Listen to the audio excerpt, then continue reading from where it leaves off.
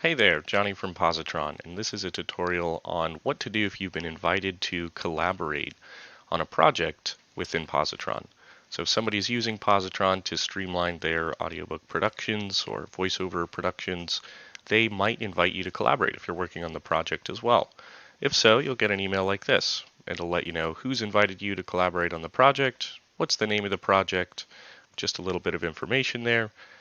By hitting Open Project, you'll be brought to a page, if you've never logged in before, that you can create your own Positron account. It's completely free of charge. You just need your email, first, last name, password, and to agree to the privacy policy. If you already have an account, you can just enter your credentials here. You'll be brought to that project. So this is what a project looks like in Positron. If you're unfamiliar with this, you can use this Get Help button. This will send an email to me and the rest of our team here at Pozotron. We can answer your questions and help you get started. Or you can check out our YouTube channel where we've got Pozotron Studio tutorial, tons of videos there explaining all of the different things that Pozotron can help you out with. Now, if you have been invited to join an enterprise organization, it's a little bit different.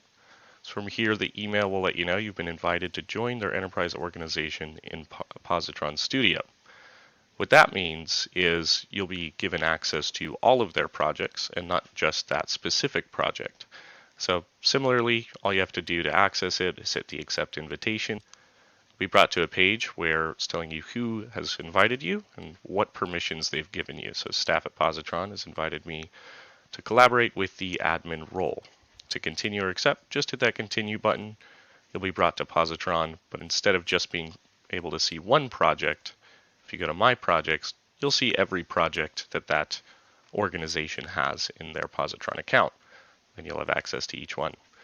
Like I said, if you need any help with this or if anything's unclear, use this Get Help button.